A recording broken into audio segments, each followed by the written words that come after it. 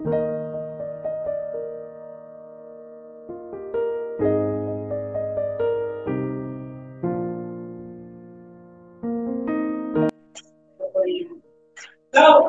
just give you a background yung salitang advocate sa salitang Greek or Aramaic.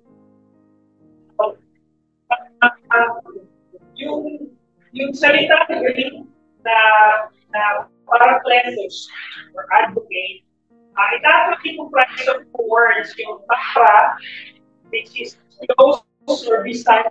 Di ba sa Spanish, yung para is close to stop. Sa Portuguese. Sa tabi na, laki na, gano'n. Ang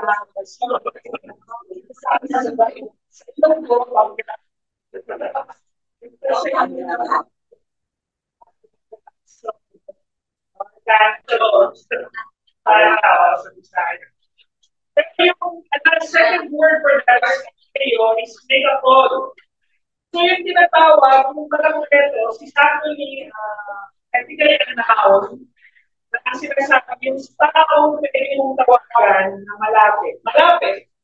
Ibig sabihin, may konsepto ng distance, nakaraing pagtanggol ka. So properly, sa salitang Greek, ang karumbas po niya ay sa legal advocate who makes the right judgment call. Because close enough to the situation. Somebody na, ito yung hindi lang siya abogado. Pero ito yung tao magtatanggol sa iyo kasi ito yung nangyari. You get the idea ng paralelos. So ito rin yung isang tagapagtanggol na yung pwede niyang masabi. Diba yung sa lawyer and client privilege? Diba sa pag sinabi, kumuha ka ng abogado, sabihin mo sa abogado, kung ginawa mo yung ganyan, diba? At hindi pwedeng gawin ng abogado na i-disclose niya kung ano yung sinahaw mo sa kanya. Role ng abogado is ipagtanggol ka na ikaw ay innocent. Ganon. Regardless kung nagawa mo yung ganyan o hindi. Diba? So, hindi ganun ang konsepto ng amicus. Okay? Now, doon sa isang paralelos can also be an advisor sa New Testament. Again, yung pinakamatapang na distinction is yung abogado. Abogado sa korte na hindi naman natin sabihin maraming kasalanan. Pero pwedeng sabihin na i-absuelto na natin. Diba? Parang gano'n. Sa Amerika, ang tawag dito sa korte nila, parade. Okay? Kaya, hindi mo may kasalanan ka para hindi ka gumastos yung korte ng mga, kasi sa American social duty system. Ibig sabihin, yung jury system na yun, kailangan bayaran ng Estado. Ito na, sa panahon ng pag-ibig. So, para makatipid yung korte, yung gobyerno, ano yung mga kasalanan ka? Pero merong disadvantages and disadvantages. So, siyempre, may mga reports. Pero sa mas mababang sentence, parang gano'n. Sa Tagalog, may equivalent word yung para. Diba? Noong 1970s, di ba gusto yung term na para or equivalent ng police. Di ba try mo meron pa relationship yung paralelos. Actually, sa Latin, isa yung para is or para is actually equivalent ng lawyer or an advocate. Sa Malay word, sa Malay siya, yung para is actually close to sa Greek word na somebody is close. So meron silang word na para garan, sabihin press closer or tuha, yung close version. So meron ganun. Kasi hindi ko meron sa history, meron pinapagawa kasi yung mga para na yung mga police na para. Kasi yung kawag-kalaran, walang kwentang, walang kapag-start yung nagawa, mga gano'n, yung pag-abuso. It was the term used in 1970s. I would like to believe na kasi yung tawag sa akin Erpan, Ermas, diba, sa Colombian na Erpan, Ermas, father and mother. Actually, from the Latin word, pakir and pakir, na pinalitan lang. Diba? Yung mga legal terms ng, legal terms ng mga lawyer in medicine, pinagpapagalitan. Anyway, so alam natin, ang description ng mga ng Greek language is actually somebody who knows you and will defend you. Yun yung description kay Jesus Christ as an advocate. Now, meron akong tanong. Alam niyo naman po ako, mahilig ako magbasa ng tungkol ng mga crime movies. Alam mo, hindi ko lang Green Mile, ni Tom Hanks. Yes. Diba? Yung innocent na African-American na tulong siya kasi pinagbigaran siya yung pumatay sa kambal. So, at later on, na-realize naman niya, kasi inusgan siya ng korte, postulated tayo ng health discrimination sa Amerika. Alam mo mga kondisyon siya talaga wala sa ito. So, nasa death row na siya. There's another movie, kapag tara naman din ng walking content. Yung life ng isang nasa death row, na kung ano yung buhay ng isang nasa death row. So, dito na ako, ano yung pakiramdam ng isang inosente, katandang nilahid. At saka ano kaya pakiramdam ng nagkasana na nakataktarin si tayo. Diba? So, naalala ko yung panahon ni President Ramos, buong term niya, nung na-legalize ulit yung death penalty. May isa, o only one, na nabitay, sa pamamagitan na lethal injection. Pangalan. Diba? So, sa kasong rate niya tayo ito basta kasong rate. Now, up to the end, hindi sa garay na siya ay innocent. Pero, court itself na siya ay hindi innocent. After ng term ni Ramos, but before yung term, I think that's what yung penalty. Kasi pressure nito ng Europe na hindi tayo pwedeng makipag-trade sa kanila hanggang meron tayo death penalty. Diba? Kasi sa Europe wala ng death penalty. Yung European Union wala na sila death penalty. Now, ano yung pakiramdam? Now, sabihin na natin, ano na natin ito? Nakatagdapan kita, pero nakakagod ka. Pwede ito ay innocent na nagkasal. Ano kaya pakiramdam? Isang innocent na nakatagdapan kita, pero napagod. Pagod na, take note. Ibig sabihin, para ikaw ay pagod, ang hirap na ikaw ay nagkasala din. So, kahit innocent ka, pero kailangan mo pag-itira na ikasalahan para mapagod. Galing batas. So, definitely, sa mata ng batas, hindi ka innocent kasi pinagod ka eh. Diba? Now, ano rin kaya ang pakiramdam ng isang nagkasal na pinigyan ng pardon? Nakala ko yung mga pelikula na Bibi Ama.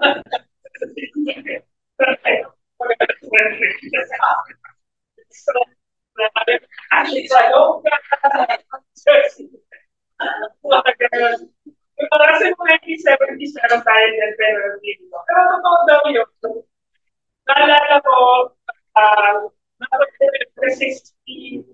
isa sa mga minister ng missionaries to Southern Baptist, yung tawag ko na yung major security sa Muntinlupa.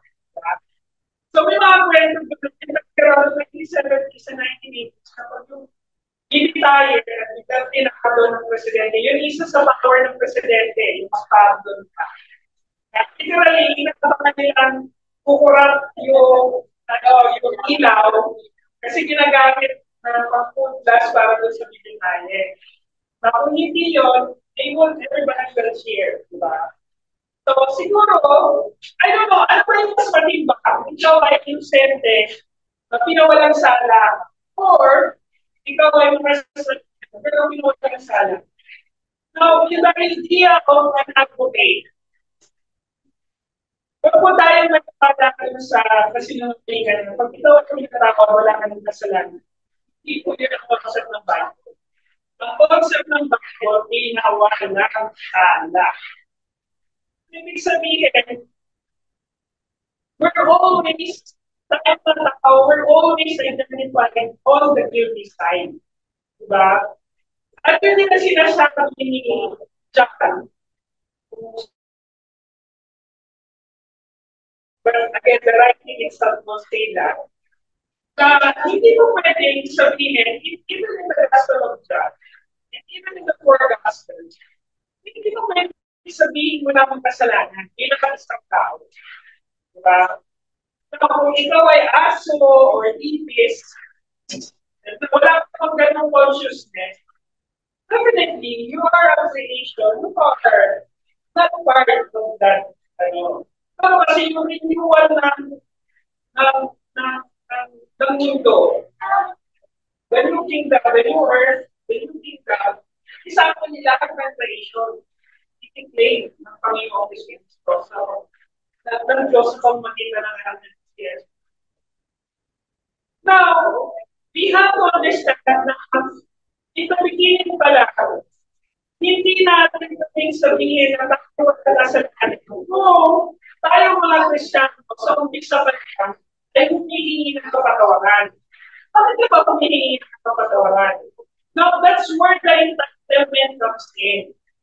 Yung ituturo sa atin ng mundo, na tayo mga Kristiyano, ay tinatawag ka na, wala ka ng kasalanan. No, hindi sa wala kang kasalanan, ikaw ay pinawalang sala.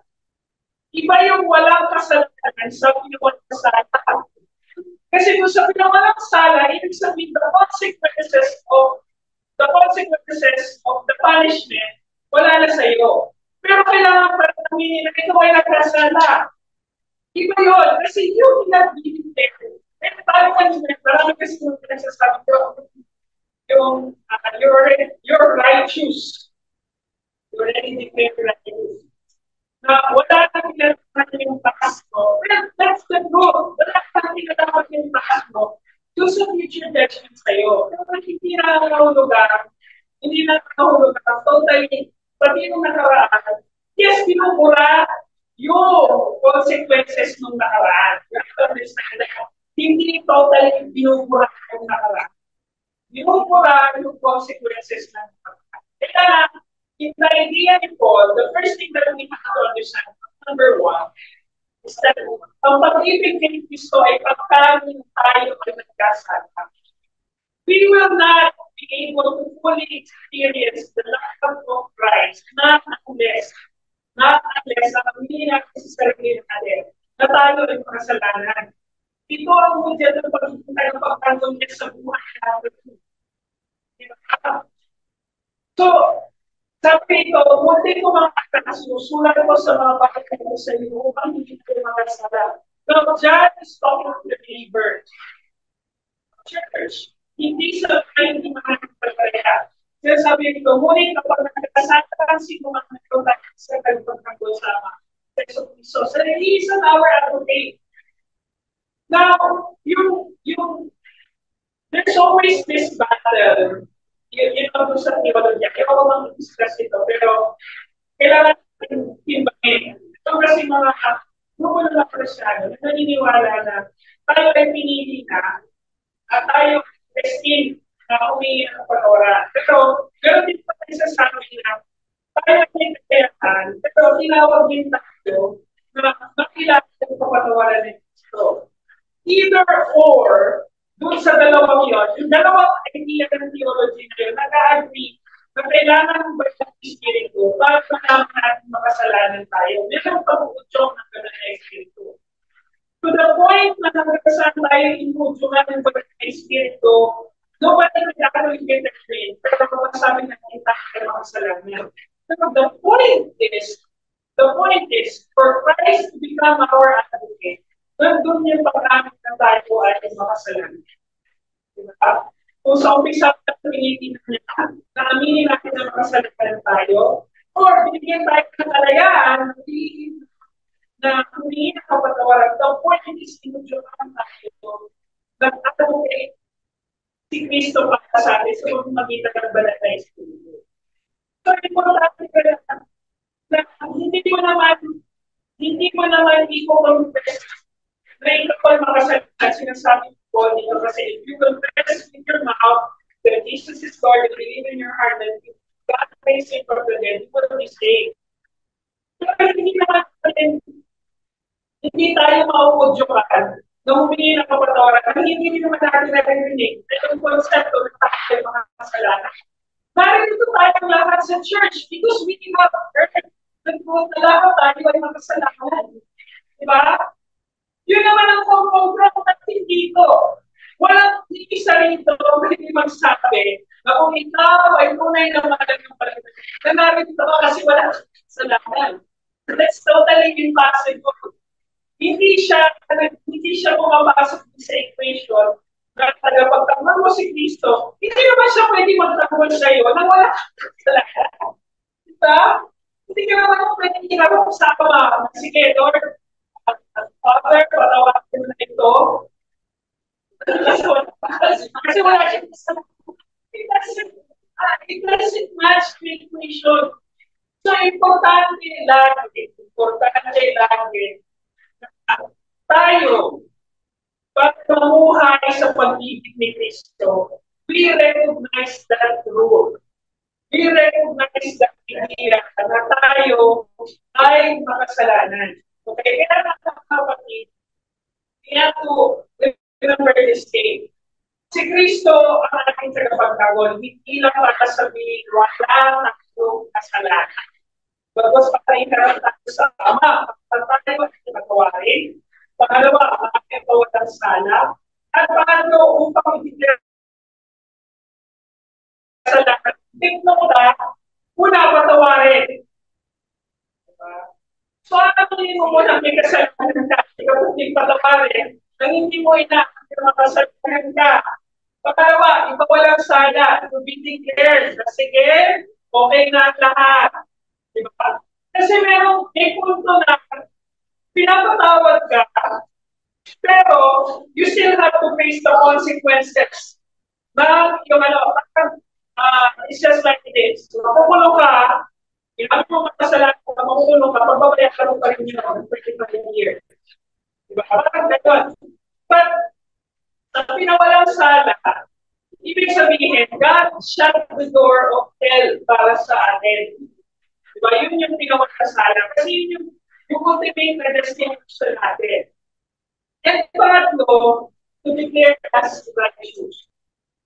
Na meron na tayong kakayahan, meron na tayong kapasidad na gumawa ng mabuti.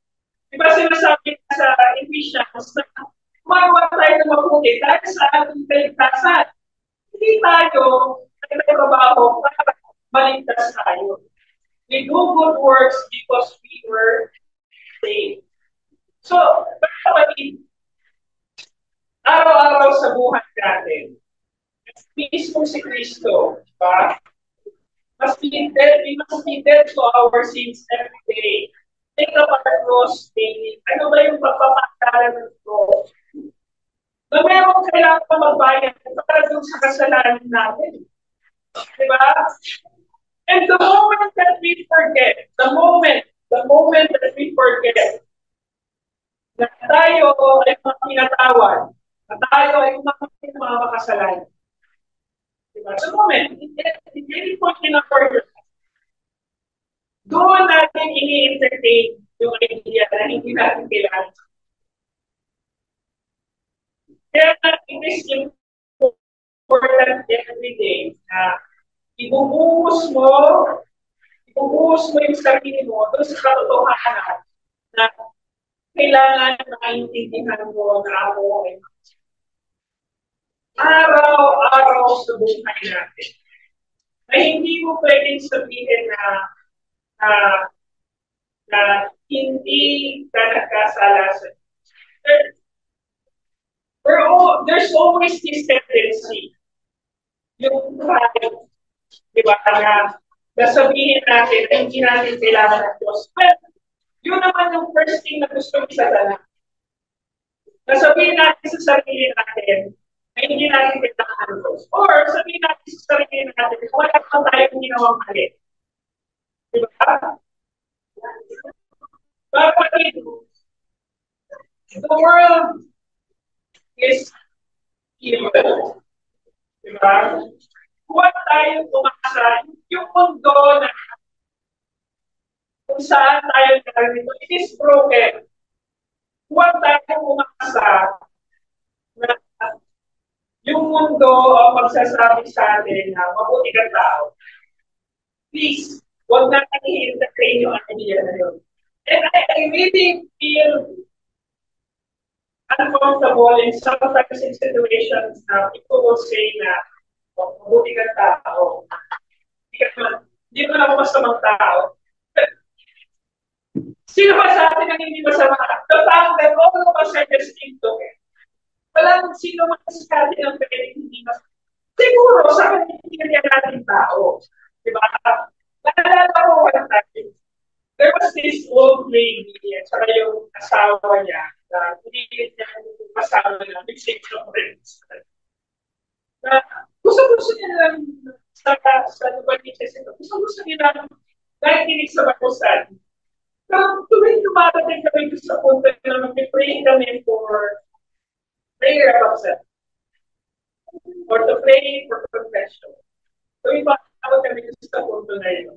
Siyempre, hindi mo naman, you have to let them understand before you lead them to prayer na naiintindihan niyo po ba na wala kayo sa tayo ay makasalanan.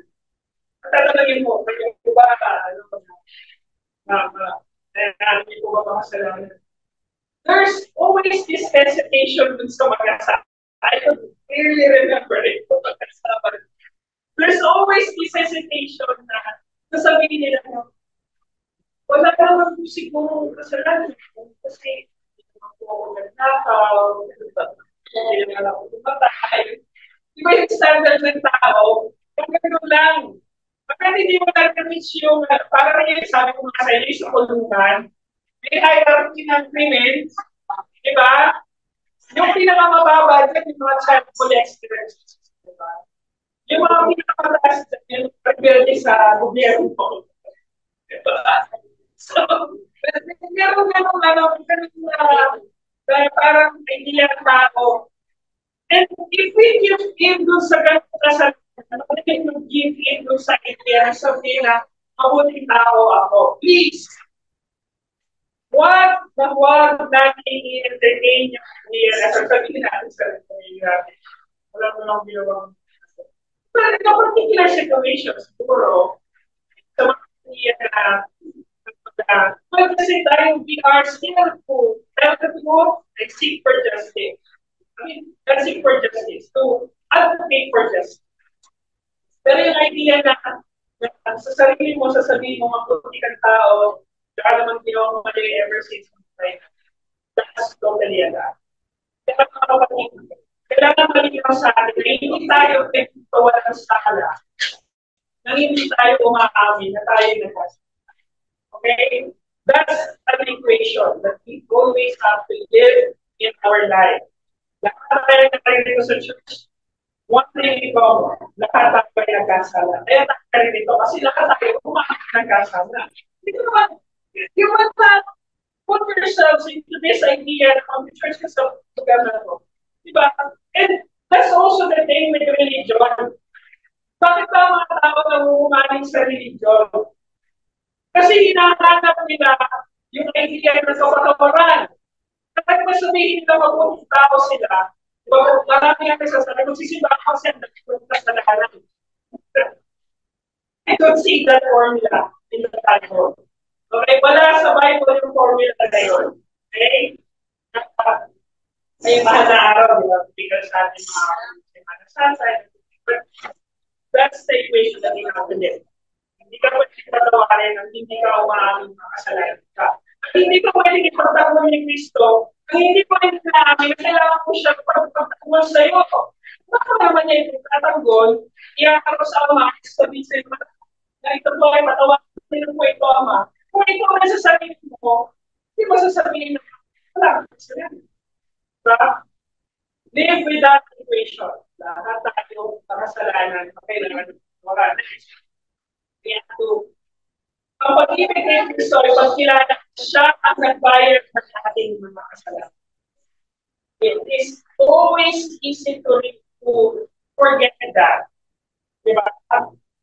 Yung pagkomportable na yung buhay, it's always easy to forget.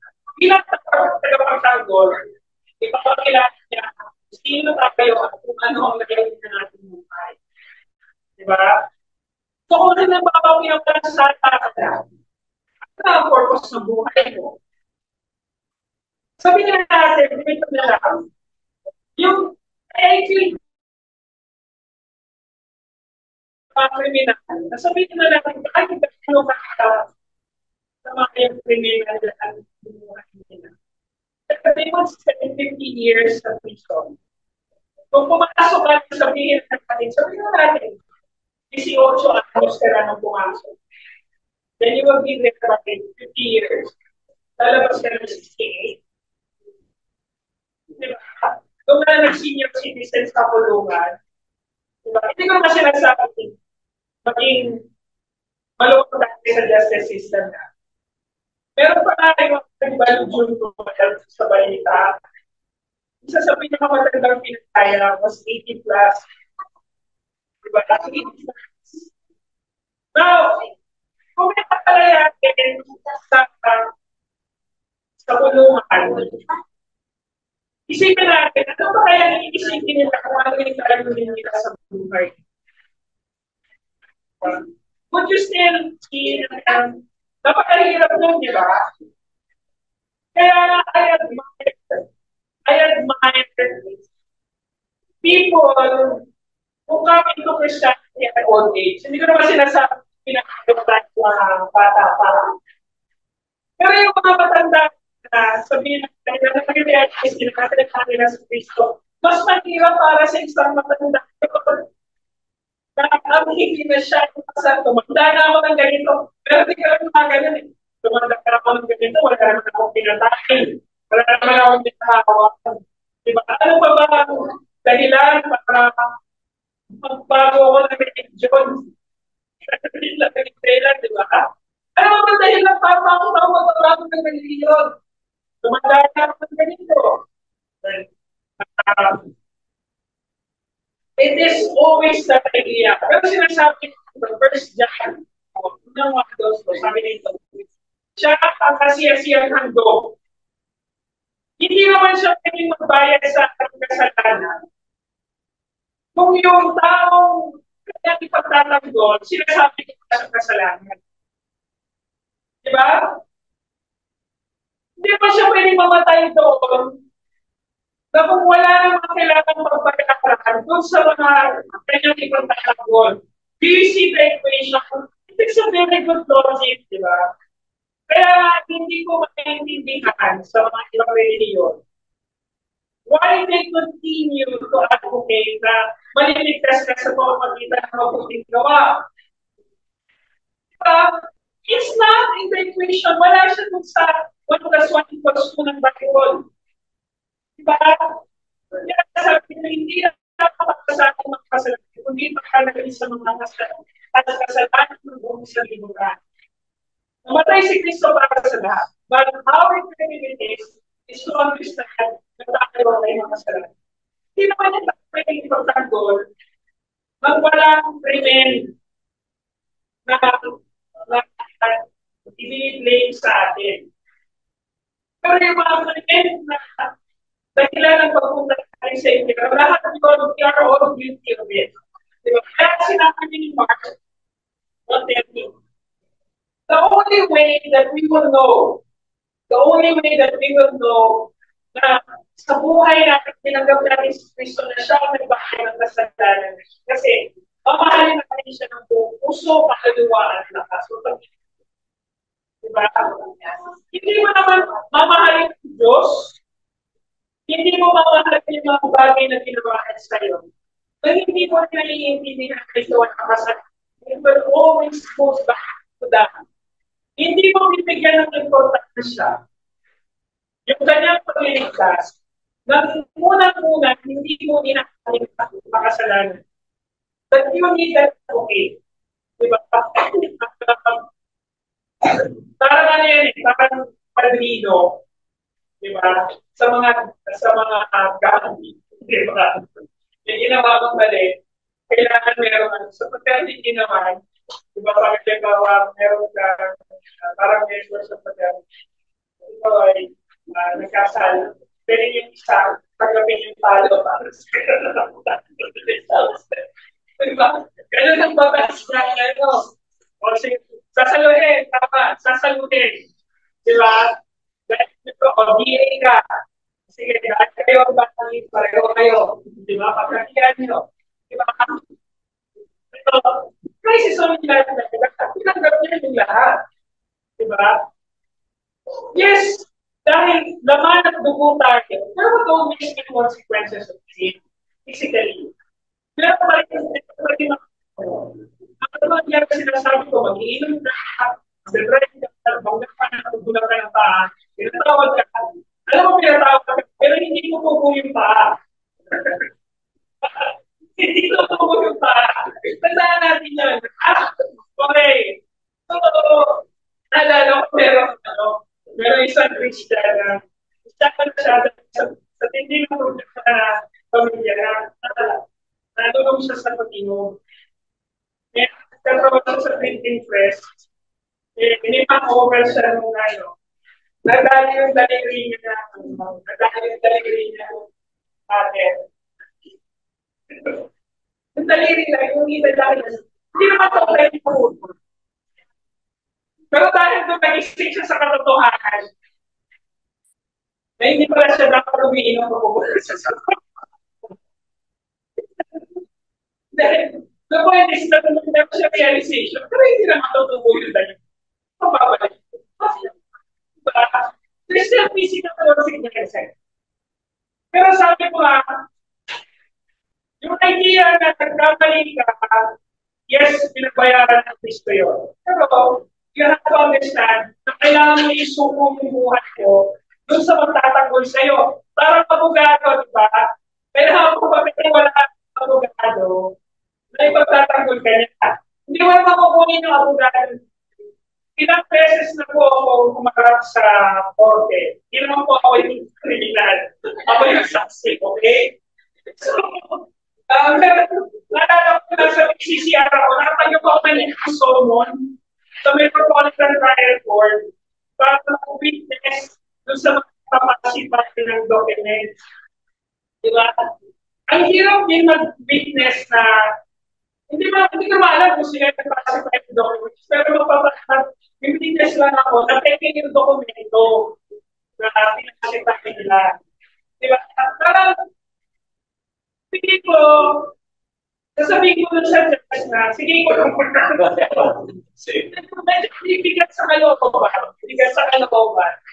Pero yung idea naman, naawa ako sa kanila kasi yung mga nakulong na ito, pro bono, yung mga tao, di ba? Yung nasa tao, pro bono.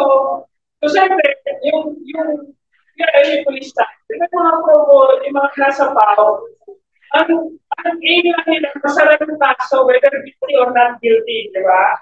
Basta nasara yung kaso, yun lang, tapos. Di ba? Doon ako nakakawa. Di ba? Kung halit ka binabayaran mo yung abogado, kaya mo yung abogado ang lahat, para tagal ka. To a certain point. Pero, tandaan natin hindi tayo naging pagtanggol ni Cristo, hanggang hindi natin inaami ng mga kasalanan. That's an equation. So we have to understand it.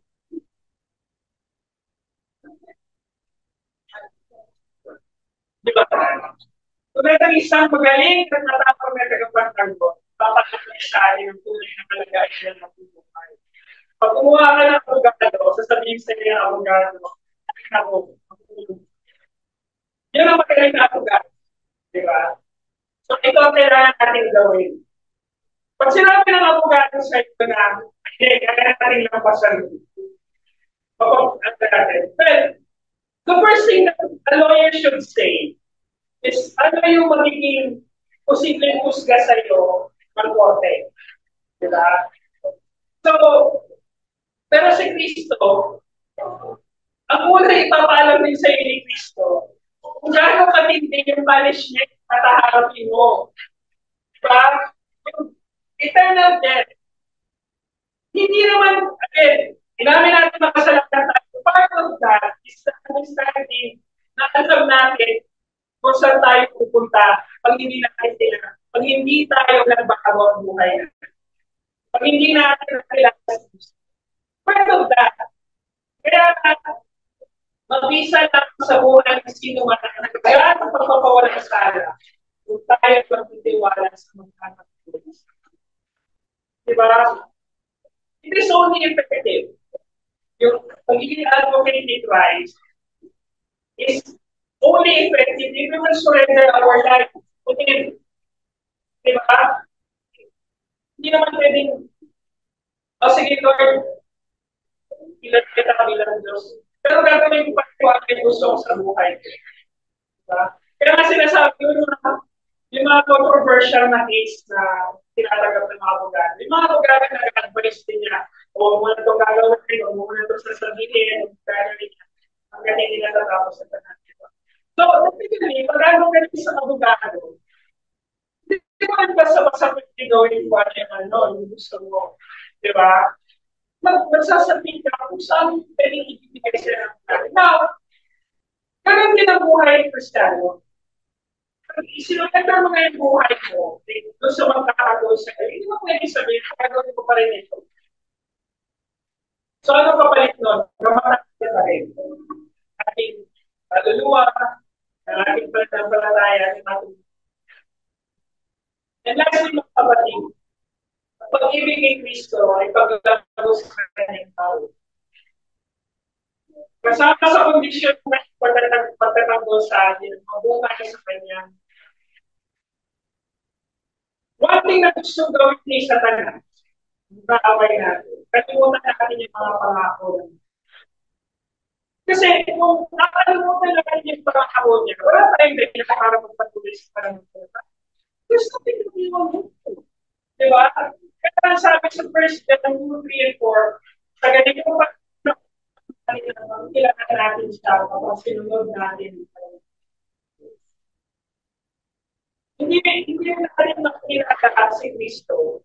Hindi rin natin sinasabit yung hindi rin natin makikita hindi natin sinasabit yung buhay natin doon sa kanyang mga po.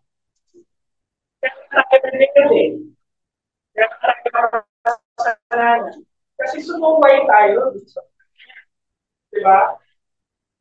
Sa 1 Peter, unang Pedro, 1:14, tulad ng mga kasunod na huwag na kayo makiayon para sa ating masimpleng kita. The flesh, hindi ka ng weakness. Kung kayo ay wala kang pangkunaw. Mga kapatid, there's no excuse for us. Yun ang sinasabi ni Peter. Wala tayong excuse. Pag dumating si Kristo, walang sinumang tao sa mundo excuse. Kasi, i-reveal na sa kanyang mga creation, sa ating experience, at sa kanyang salita. So, nobody excuse. Kaya importante na lumalago tayo doon sa salita ng Diyos. Importante yun. Diba? Hindi natin pwede sabihin, alam na natin. Diba? And when I come into discussions with other theologians, with other pastors, I really admire yung mga pastors and theologians na magsasabi, ay, oo nga, no? I've never thought of it. Diba? Kasi, ibig sabihin, patuloy pa rin silang humahanap doon sa katotohanan na hindi pa makatuloy na hindi na makatuloy na and there will be conscious decisions in our life or conscious things na magagawa natin simply because we don't know them yet. Hindi naman sinasabi dahil magawa mo kasalanan sa iyo. Diba? Idiretso ka na sa impyerno. You have to take note. Isa sa mga kapatid natin, o isa sa mga distinctives na hindi na mga kapatid, is perseverance of the saint. Kapagamat, alam natin makasalanan tayo at natin magkakasala tayo. Patuloy natin hahanapin yung katotohanan tungkol sa Diyos. Hindi tayo dito. At hindi tayo patuloy. Diba? At yan ang tayo. Kaya mga kapatid, we have to understand this. Bilang tagapaglangkod, hindi nagkulang at hindi magkukulang si Kristo na magbigay ng pagkakataon na lubos na magpalalim ang ating. Again, we have no excuse. Okay? Hindi natin malaman yung tungkol sa. So let me close with this, brothers. Ang unang layunin ng pagtatanggol ni Kristo sa atin ay pakakibalik ng relasyon. That's why he advocates. He advocates so that we could go back to God the Father. Sa kanyang kamatayan, mababayaran natin ang kasalanan. Let's not forget that. At sa kanyang muling pagkabuhay, ay lubos na pinatutuhanan. Let's believe that. Huwag natin i-substitute yung truth na yun. Because the moment that we forget that, the moment that we stop, diba? Kung ihinto ka at sasabihin mo makasalanan ka every day in your life, that every day in your life, you will also stop believing in His promises. Then, you also stop. On the very first place, meron ka bang pananampalataya? The truth about this is all Christians will continue to persevere until the end. Dapat kita masasabahan mo ka.